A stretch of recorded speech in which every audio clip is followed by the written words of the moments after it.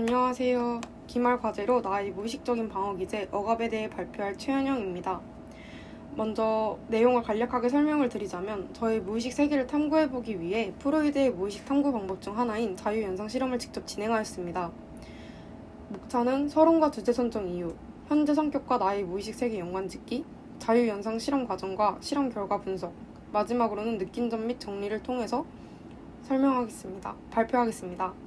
먼저 서론에 들어가기 전에 보고서에 내용은 없지만 자유연상 실험이 무엇인지 까먹으신 분들이 많으실 것 같아 간단하게 설명드리려고 합니다. 자유연상 실험이란 정신분석에서 무의식을 탐구하는 방법 중 하나입니다. 이완 상태에서 제약 없이 한 단어가 주어졌을 때 그 자극 단어를 보고 생각나는 다른 연상 단어들을 자유롭게 이야기하는 것입니다. 이러한 실험을 통해서 우리는 무의식적 긴장을 방출시키고 해석하며 자신의 심리적 장애를 치료하거나 자신이 몰랐던 자신의 무의식 세계를 알아볼 수 있습니다. 제가 이러한 실험을 진행하게 된 계기는 무엇일까요? 먼저 첫 번째로 저는 제가 던지고도 흠칫 놀랄 정도로 자기비하적 농담을 칠 때가 있습니다. 또 누군가가 칭찬을 하면은 겉으로는 수긍하기 위해 노력하지만 속으로는 빙빙 꼬아서 들으며 결국에는 늘 온전히 받아들이지 못합니다. 마지막으로는 갑자기 무기력해지고 우울해질 때가 있습니다. 그럼 이러한 감정에 대해서 원인을 찾아내기 위해 발버둥치고 또 찾아내지 못한 자신에게 무능함을 느끼며 자기 자신을 답답해하며 다시 우울감과 무기력함에 빠지는 악순환에 든 경험이 많습니다. 따라서 저는 이러한 저의 성격이 형성된 과정과 감정에 대한 근원에 대해서 이해하고 싶어져서 이러한 실험을 진행하게 되었습니다. 먼저 실험을 바로 진행하기 전에 교수님께서 강의 중에 말씀하셨던 것 같이 무의식에 영향을 끼칠 만한 과거 경험을 크게 3가지로 저는 나누어서 이야기해보겠습니다. 저는 중학교 시절에 좋은 친구들도 있었지만 몇몇 학우들과 사이가 좋지 않았습니다. 그 친구들은 가끔 저에 대해 좋지 않은 소문을 낼 때도 있었지만 저는 그들을 상대하거나 그런 소문에 대해 해명하지도 않았습니다. 그때 목소리를 못 내었던 자신에 대한 후회도 있었지만 지나고 보니 좋은 친구들도 많이 만났으며 감정도 추스러들어 모두 잊은 것처럼 살아왔습니다. 또 저는 이 당시 동시에 사춘기가 와 부모님과 갈등이 잦았고 가정 내에서는 나만 없으면 가정이 더 화목했을 것이다 라는 생각 속에 갇혀 살았습니다. 따라서 저는 고등학교, 대학교까지 올라오며 자신의 존재 이유, 가치에 대해 끊임없이 자신을 착취하며 존재 이유에 대해 증명하려고 노력했습니다. 또 저는 나라는 기준, 틀 속에 가두었습니다. 끝난 일에 대해 감정을 느끼는 것이 비효율적이라 생각하였으며 나는 과거에 얽매이지 않는 사람이라고 단정지어 그 기준 속에 자신을 끼워 맞춰왔습니다. 그리고 현재의 저는 이러한 3가지 경험을 통해서 앞으로는 혼자서도 괜찮고 충분한 사람으로서 타인에게 기대하지도 믿음을 주지도 말고 의지하지도 말자와 같은 다짐을 하였습니다.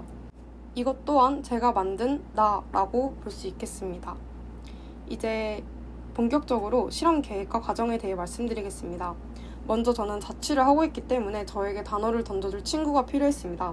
따라서 챗GPT에게 자유연상 실험에 대해 설명한 뒤 사랑, 꿈, 하늘과 같은 단어를 연속적으로 제시해달라고 부탁하였습니다. 이렇게 사진을 보시면 제가 굉장히 좋아하는 자세로 굉장히 안정적인 상태로 하였습니다. 그리고 결과는 이렇게 보시는 것과 같습니다. 총 6개의 자각 단어를 통해서 저는 여러 가지 연상 단어를 이야기했습니다. 저는 이 단어들 중에서 사랑이란 단어가 가장 기억에 남습니다. 사랑은 풋풋하고 긍정적인 교류라고 보편적으로 알고 있으면서도 저도 그런 연상 단어를 생각할 줄 알았는데 끝으로 갈수록 저는 설렘, 그리움, 집착 등을 이야기하였습니다. 이는 제가 해석하였을 때 불안정한 사랑이 아닌 안정적인 사랑이 받고 싶어하는 자신을 엿볼 수 있었다고 생각합니다. 또 기억에 남는 단어로는 마지막에 있었던 밤입니다. 참고로 저는 낮보다는 밤에 활동량이 많은 편입니다. 따라서 밤에 내가 주로 어떤 감정을 느끼는지 무엇을 하는지에 대해서 이야기를 한 것 같습니다. 저의 연상 단어는 우울감과 공허, 술, 일기, 가족입니다. 저는 제가 느꼈을 때는 밤에 우울감과 공허함을 느끼며 이를 술과 일기를 통해 그리고 가족을 떠올리며 이러한 감정들을 조절하는 것으로 보였습니다. 이 결과를 보니 혼자로도 충분해야 한다는 기준에 나를 끼워넣고 있었구나. 아직은 혼자로도 충분하지 않고 사랑이 받고 싶구나. 그 사랑은 안정적인 사랑이었다는 것을 깨달았습니다.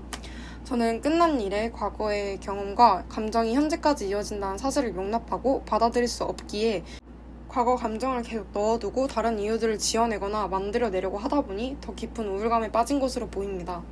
즉 저는 계속해서 자신을 억압하고 새어 나오는 무의식 속 감정을 비효율적이며 자신의 감정도 모르는 무능하네 라고 자신을 깎아내리고 있었던 것입니다. 이러한 실험 결과를 통해 느낀 점은 총 3가지입니다. 먼저 첫 번째로 나도 사랑받고 싶다는 마음이 있다는 것입니다. 혼자로도 충분하였다 생각했던 것은 내가 만든 나였으며 그 나에 맞춰 행동하려고 끼워 넣으려고 했던 것입니다. 그러한 기준을 깨고 앞으로는 제 감정에 솔직해지려고 합니다. 두 번째로는 방어 기제의 작용과 이 문제점을 자각하였습니다. 과거 경험에 대한 감정을 일기, 술 등으로 풀어왔다는 사실을 알게 되었습니다.